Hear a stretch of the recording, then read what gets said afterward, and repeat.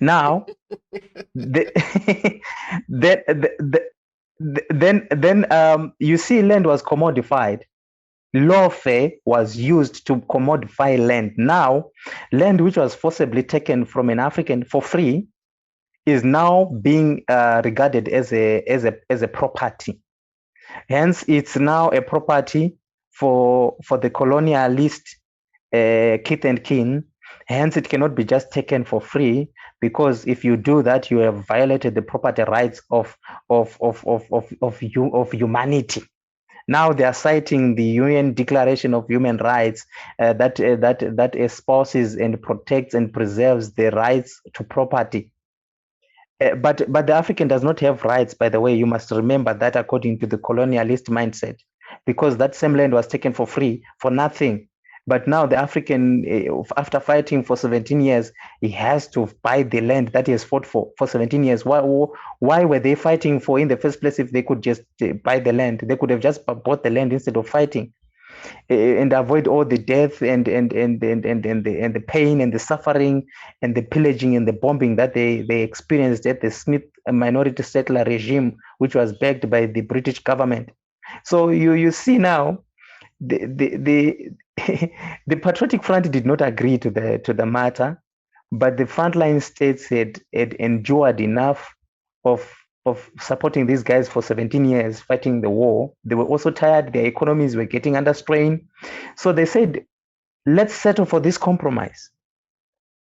And then they settled for the compromise. 10 years went by.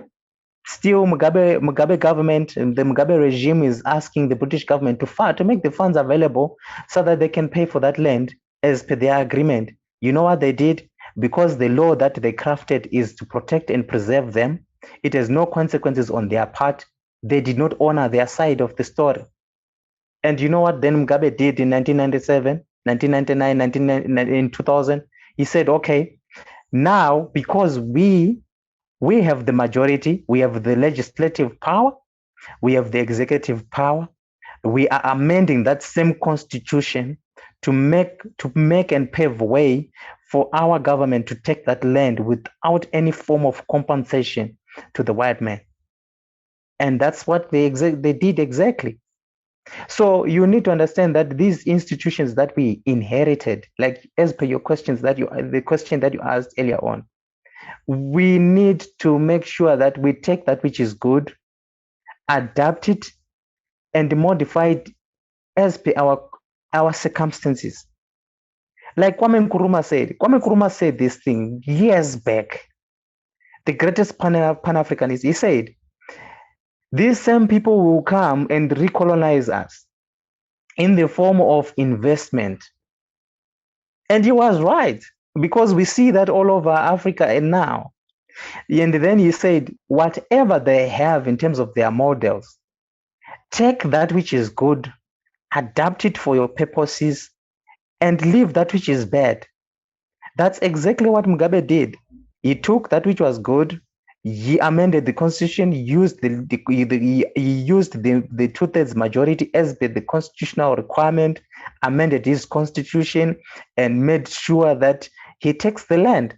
So taking land without compensation was legal in Zimbabwe in 2000, but it was illegal to the powers that be. And the powers that be, you know what they did?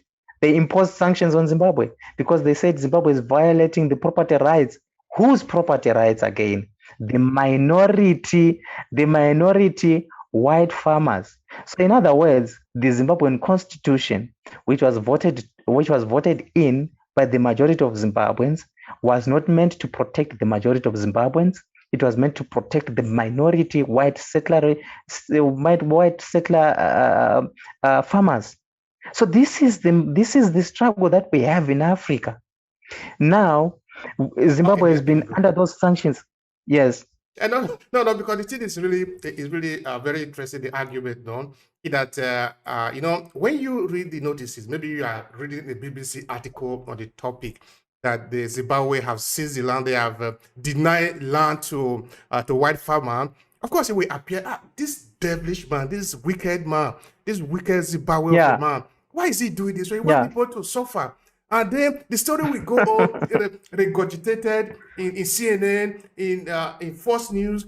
Okay, you see, this, Zimbabwe are suffering because they have a man who doesn't know what he's doing. You know, the story can really be told in a way that it can make uh, maybe that is, you take a gun and shoot somebody, then you will tell a story that make it believe that that man just shoot himself.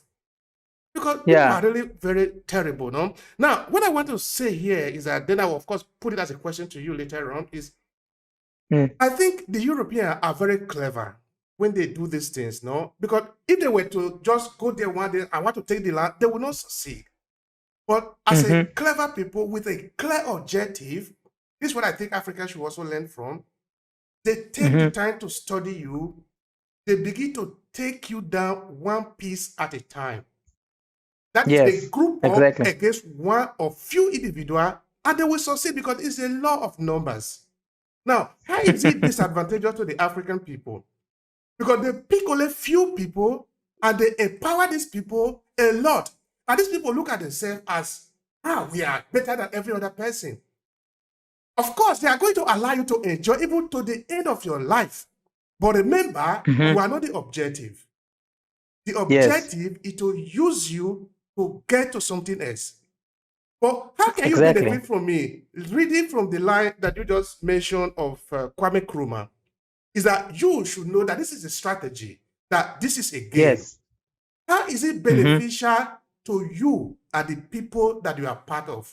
Because note, the European system, the Western system will never work for your interest. It will never, because they are here to survive.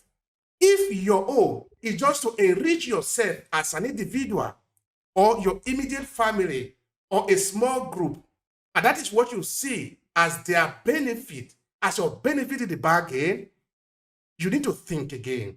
Because by the time they want to claim that, which of course you are part of as a bargain, they are going to claim your entire people, and your people are going to suffer for the little reward that you get. Of course, they're going to give you the reward, but look, think far ahead.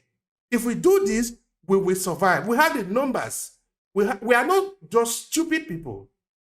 But the point is that in most of the cases, very few of us are enticed to take what belongs to all of us, and then we sell it out.